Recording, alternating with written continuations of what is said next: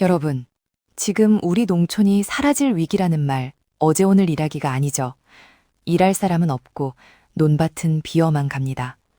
그런데 이 절망적인 풍경 속에서 믿기 힘든 반전이 일어나고 있습니다. 10년 전만 해도 상상조차 못했던 광경, AI 로봇이 스스로 잡초를 뽑고 한밤중에도 지치지 않고 수확을 끝냅니다. 단순히 기계가 대신하는 수준이 아닙니다. 죽어가던 농촌 경제의 혈관에 기술이라는 새로운 피가 돌기 시작한 겁니다. 과연 로봇이 농부의 자리를 뺏는 걸까요? 아니면 우리 모두를 살리는 구원투수가 될까요? 오늘 농촌 경제의 판도를 완전히 뒤집고 있는 스마트 농업 혁명의 생생한 현장을 낱낱이 파헤쳐 드립니다. 지금 시작합니다. 잠깐, 이 영상 끝까지 보셔야 합니다. 왜냐고요? 오늘 제가 드릴 내용, 단순한 기술 소개가 아닙니다. 우리가 매일 먹는 밥, 반찬, 과일, 그것들이 어떻게 우리 식탁까지 오는지, 그 뒤에 지금 무슨 일이 벌어지고 있는지. 이 영상 보고 나면 마트에서 채소 한 단 집을 때 눈이 달라질 겁니다. 수치 하나만 먼저 드릴게요. 대한민국 농업인 평균 나이 지금 67.4세입니다. 67세. 여러분 부모님 나이죠. 지금 이 순간 우리나라 밥상을 책임지는 분들 절반 이상이 환갑을 훌쩍 넘기셨습니다. 이분들이 더 이상 일하실 수 없게 되면 그때 우리 밥상은 어떻게 될까요? 그래서 기술이 내려왔습니다. 들판으로, 논으로, 온실로. 오늘 구독과 좋아요를 눌러주시면 그 이야기를 시작합니다. 자, 먼저 현실부터 직면해야 합니다. 팩트만 드릴게요. 좀 불편하실 수도 있습니다. 그래도 꼭 아셔야 합니다. 2003년 우리나라 농가 인구 345만 명, 2023년엔 216만 명, 딱 20년 만에 129만 명이 사라졌습니다. 서울 인구의 거의 5분의 1이 그냥 증발한 거예요. 이건 단순히 농촌이 불편해서 도시가 좋아서 이사 간 게 아닙니다. 일할 사람이 없어서 마을 자체가 기능을 잃어가고 있는 겁니다. 전국 농촌 마을 3,500개 중에 소멸 위험 지역이 이미 1,800곳을 넘었습니다. 절반 이상이에요. 마을 소멸 속도는 도시 쇠퇴 속도보다 3배 빠릅니다. 마을이 지도에서 지워지는 속도가 그렇다는 겁니다. 전라북도 김제에서 논 12,000평을 혼자 짓는 박상호 씨, 올해 74세입니다. 아들은 서울, 딸은 부산에 있습니다. 그분이 이런 말씀을 하셨습니다. 허리가 안 펴져. 그래도 이 논 내가 안 하면 누가 해. 내가 쓰러지면 이 논 그냥 묵히는 거지. 이 말 한마디가 지금 대한민국 농촌의 현실을 그대로 보여줍니다. 우리나라 식량 자급률 아시나요? 2023년 기준 45.8%입니다. OECD 평균이 80%인데 우리는 절반도 안 됩니다. 쌀은 그나마 84%지만 밀은 0.5%, 콩은 6.3%, 옥수수는 0.7%입니다. 숫자만 보면 감이 잘 안 오실 수 있으니까 실제 사례로 설명드릴게요. 2022년 러시아 우크라이나 전쟁 때 기억하시나요? 밀 가격이 80% 폭등하면서 라면, 빵, 과자 가격이 줄줄이 올랐잖아요. 지구 반대편 전쟁 하나가 우리 식탁을 직접 흔든 겁니다. 이게 자급률 문제예요. 우리 밥상이 해외 상황에 이토록 취약하다는 뜻입니다. 여기에 기후위기라는 변수가 더해집니다. 2023년 여름 남부지방 집중호우로 농경지 12,000헥타르가 침수됐습니다. 사과 재배 가능 지역은 이상 고온으로 이미 강원도까지 북상했고 제주도에서는 이제 망고와 바나나가 자랍니다. 이게 신기한 게 아니라 위험 신호입니다. 기후가 바뀌면 작물이 바뀌어야 하고 작물이 바뀌면 기술이 바뀌어야 합니다. 그런데 70대 어르신들한테 갑자기 새로운 작물 다시 배우라고 할 수 없잖아요. 그래서 기술이 개입하는 겁니다. 선택이 아니라 필수로요. 이제 절망에서 눈을 돌려서 혁명의 현장으로 가보겠습니다. 솔직히 저 처음 이거 봤을 때 진짜 입이 안 다물어졌어요. 10년 전만 해도 SF 영화에서나 보던 장면들이 지금 대한민국 농촌 곳곳에서 실제로 펼쳐지고 있습니다. 경남 진주의 딸기 농장입니다. 여기 수확 로봇이 뭘 하고 있냐면요. 초당 30프레임으로 딸기 하나하나를 카메라로 스캔합니다. 그리고 빨간색 비율이 92% 이상인 딸기만 수확해요. 85% 이하면 아직 3일 더 기다려 라고 스스로 판단하고 그냥 지나칩니다. 그리고 짚는 방식이 진짜 기가 막힙니다. 딸기는 조금만 눌러도 상처가 나서 상품 가치가 뚝 떨어지거든요. 그래서 이 로봇 집게팔, 악력을 0.1뉴튼 단위로 정밀하게 조절합니다. 아기 손처럼 딱 필요한 힘만 줘서 살며시 집어냅니다. 과일에 상처 하나 없이요. 결과가 어마어마합니다. 이 로봇 한 대가 8시간에 딸기 6,000개 수확합니다. 숙련된 인간 농부 3명이 이틀 동안 일해야 하는 양이에요. 그리고 이 로봇은 새벽 2시에도 일하고 명절도 없고 아파도 쉬지 않습니다. 다음은 드론 방제입니다. 사람이 등에 약통 쥐고 뿌리면 어떻게 되냐면요. 어쩔 수 없이 겹치는 구간도 생기고 빈틈도 생깁니다. 당연하죠. 사람이 하는 일이니까요. 그런데 이 방제 드론, RTK GPS 시스템, 오차 범위가 단 2cm입니다. 자를 대고 뿌리는 수준이에요. 1mm의 낭비도 허용하지 않습니다.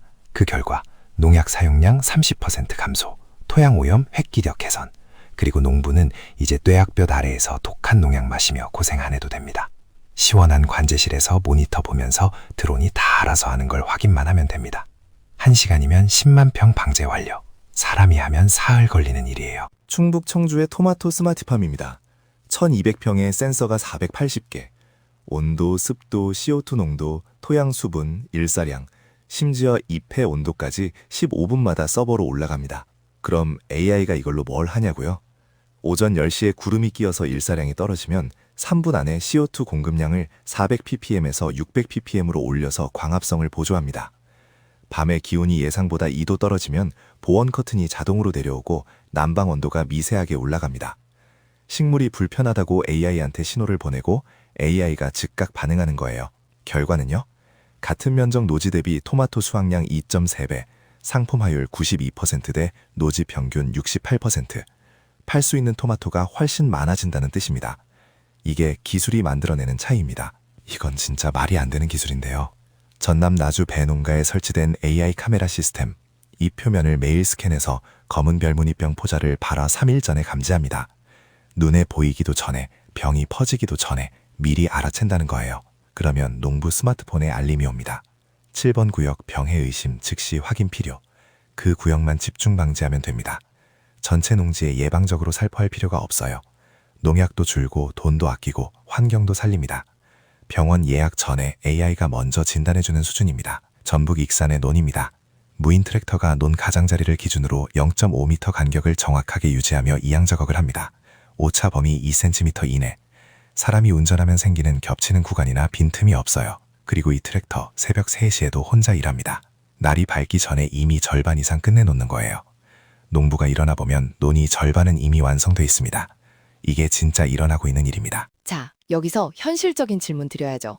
기술이 아무리 못 줘도 돈이 안 되면 농부들이 쓸 이유가 없잖아요. 그래서 제가 직접 계산해 봤습니다. 솔직하게 말씀드립니다. 비쌉니다. 기본 스마트팜 시스템 구축비 3.3제곱미터당 70만 원, 100평이면 7천만 원. 이건 중소농가한테 절대 작은 돈이 아닙니다. 여기서 포기하는 분들이 많아요. 근데 포기하기 전에 회수기간 계산을 먼저 해보셔야 합니다. 이정훈 씨, 경기 이천에서 인삼 스마트팜 운영합니다. 초기 투자 1억 2천만 원, 많죠? 그런데 결과를 보면요. 수확량 40% 증가, 인건비 연간 4,800만 원 절감, 고품질 인삼이라 단가도 올라서 연매출이 기존 2억에서 3억 4천만 원으로 점프했습니다. 투자 회수 기간 3.2년. 3년 지나면 그 이유는 매년 순수 이익이 쌓이는 거예요. 경남 파프리카 300평 농가입니다.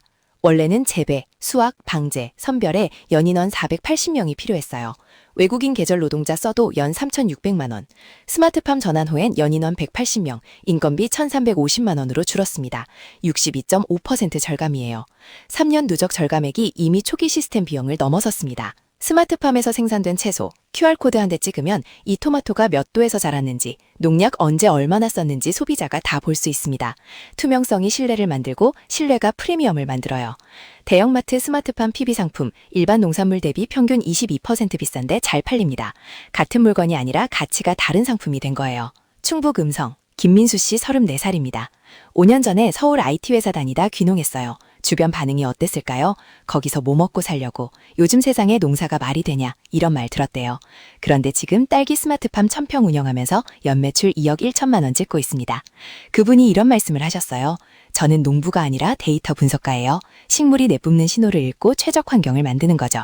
저한테 농사는 IT입니다. 이 말 한마디가 스마트 농업이 뭔지를 가장 잘 설명해 줍니다. 자, 이제 충격받을 준비하세요. 세계 다른 나라들은 얼마나 앞서 있는지 직접 비교해 볼게요. 네덜란드 국토 면적 한국의 절반도 안 됩니다. 그런데 농업 수출 세계 2위예요. 미국 다음입니다. 비결이 뭔지 아세요? 기술 집약도입니다. 바헤닝인 대학을 중심으로 형성된 푸드밸리 클러스터에 농식품 기업 1,600개 이상이 모여 있습니다. 이들이 개발한 폐쇄형 수직 농장, 같은 면적에서 일반 온실보다 40배 많은 작물을 생산합니다. 물 사용량은 노지의 5% 수준이에요. 40배 생산에 물은 5%만 쓴다는 거, 이게 기술이 만들어낸 궤적입니다. 네덜란드 스마트팜 보급률 85%, 우리나라 6.3%. 이 숫자 기억해두세요. 일본, 농촌을 관광지로 만든 나라. 일본도 우리랑 비슷하게 농촌 고령화 위기를 겪었어요. 그 해법으로 선택한 게 6차 산업화입니다. 농업 1차, 가공업 2차, 관광 서비스업 3차를 농촌에서 한꺼번에 합치는 개념이에요. 홋카이도 팜도미타 라벤더 농장, 연관 관광객 200만 명입니다. 농장이 관광 명소가 된 거예요. 일본 전체 6차 산업시장 규모 연 2조 5천억 엔, 농업인지 관광업인지 구분이 안 되는 수준까지 갔습니다. 이스라엘, 사막에서 먹거리를 만든다. 전 국토의 60%가 사막인 나라에서 세계 최고 농업기술 강국이 됐습니다. 이스라엘이 개발한 점적 관계 기술, 지금 전 세계 130개국에서 씁니다. 물 사용량 70% 줄이고 수확량 30% 늘리는 기술이에요. 지금은 AI 기반 정밀 관계 시스템을 개발 중입니다. 위성 영상과 토양 데이터를 결합해서 작물 한 그루 단위로 필요한 물을 계산합니다. 이 기술 상용화되면 전 세계 농업용 물 소비량 30% 이상 줄어든다고 추산합니다. 그렇다면 대한민국은? 솔직히 말씀드리면 아직 후발주자입니다. 보급률 6.3%, 갈 길 멉니다. 그런데 한 가지 희망이 있어요. 우리나라 강점이 뭔지 아세요? 반도체, 5G, 로봇 기술, 세계 최고 수준입니다.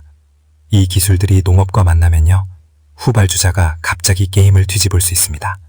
마치 피처폰 시대에 뒤처졌다가 스마트폰으로 판을 완전히 바꾼 것처럼요. 자, 이제 제가 이 영상에서 가장 좋아하는 파트입니다. 기술 얘기 잠깐 내려놓고 사람 얘기할게요. 기술이 들어오면 사람이 떠난다고 생각하기 쉽죠. 자동화가 일자리를 없앤다는 공포. 근데 실제 현장에서 일어나고 있는 건 정반대였습니다. 2019년 충남 홍성군이 폐교 부지를 활용해서 스마트 농업밸리를 조성했습니다. 처음엔 회의적인 시선이 많았어요. 거대 농업기업만 좋은 거 아니냐. 어차피 젊은 사람 안 온다. 이런 말들이요. 그런데 5년 지난 지금은요. 청년 47명이 이 마을에 새로 정착했습니다. 로봇 정비센터에 5명, AI 데이터 분석 인력 12명, 로컬푸드 가공 공장 직원 18명, 스마트팜 체험 관광 운영 12명, 이들 중 절반 이상이 20대, 30대입니다. 폐교 위기였던 마을 학교, 학생 수가 다시 늘고 있어요. 단순히 일자리 수만 늘어난 게 아닙니다. 일 자체가 달라졌어요. 과거 농업노동이 뭐였어요? 3D 업종의 대명사였잖아요. 덥고 힘들고 위험하고. 그래서 청년들이 기피했던 거고요. 그런데 지금 스마트팜에서 일하는 청년 엔지니어들은 에어컨 나오는 관제실에서 모니터 봅니다. 스프레드시트로 생산량 데이터 분석하고 고장난 센서 교체하는 일이에요. 이걸 농촌의 화이트 칼라화라고 합니다.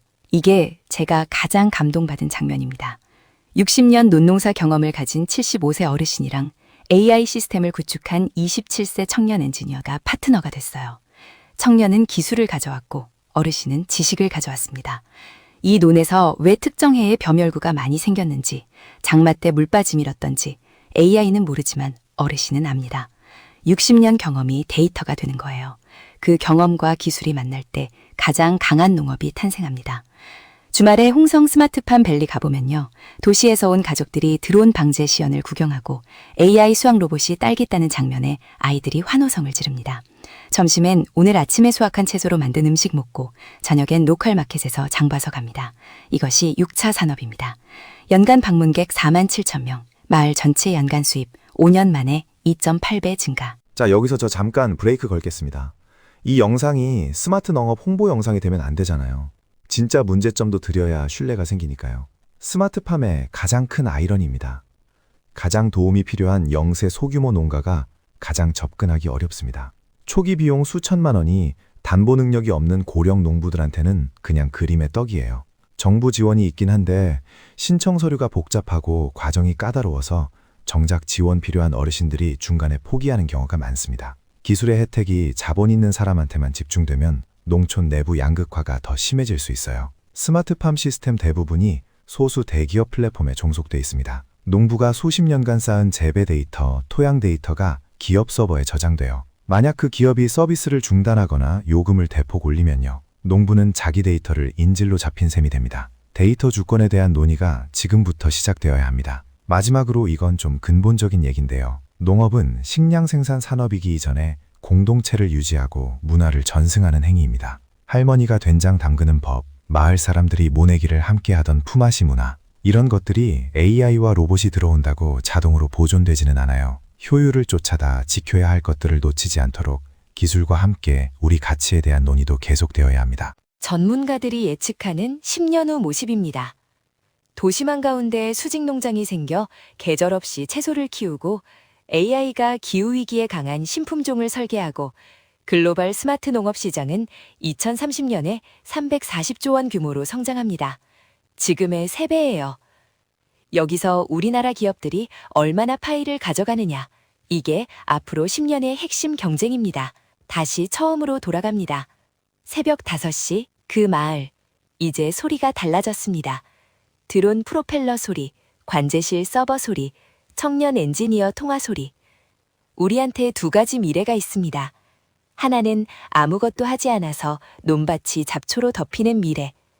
다른 하나는 기술이 땀과 만나 농촌이 다시 살아나는 미래. 첫 번째 미래는 가만히 있으면 옵니다.